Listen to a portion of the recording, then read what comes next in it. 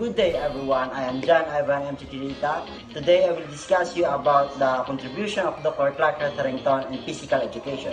Dr. Clark Hetherington was born in Piqua, Ohio on January 2, 1879 and he died on 8, 1916.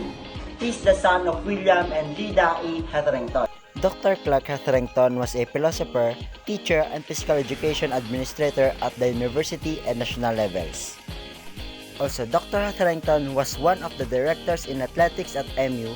He organized centralized athletics department that include all students through intercollegiate competitions, intramurals, recreation, and women's activities.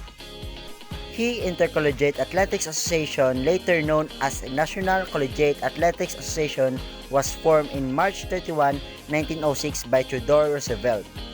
1906, Hetherington helped serve on the board of directors for the Playground Association of the America. And the last, he assisted Stanford Physical Education Department for the following year.